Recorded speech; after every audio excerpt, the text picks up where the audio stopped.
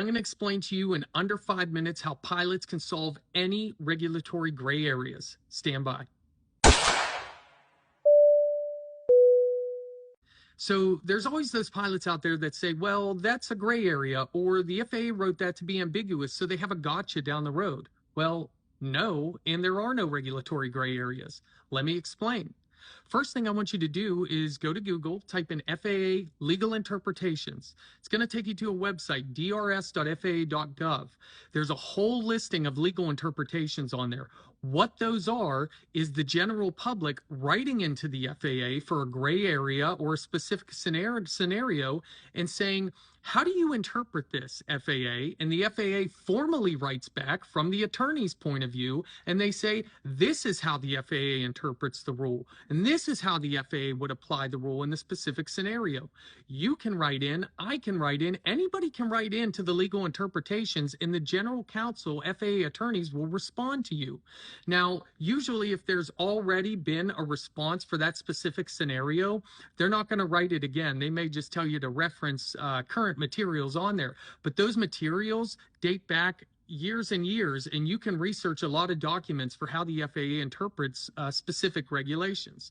Number two, whenever you're researching a regulation, those FAR aims are great, but go to ecfr.gov. That is the most up-to-date place that you can get regulations. There's timestamps at the top of those websites, and it says when they've most been recently updated and amended.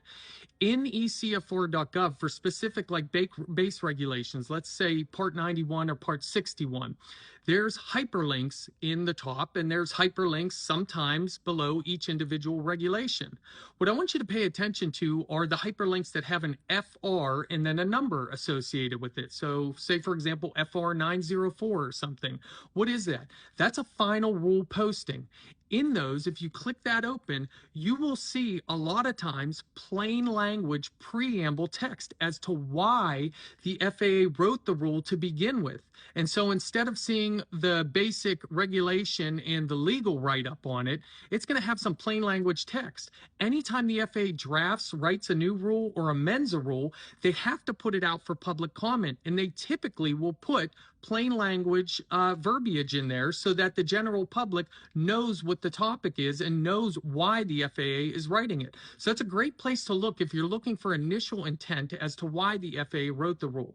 Lastly, I like to go to the advisory circulars. Although advisory circulars are not regulatory in nature, and there's not always one associated with the specific scenario that you have, they're a great resource if you do find one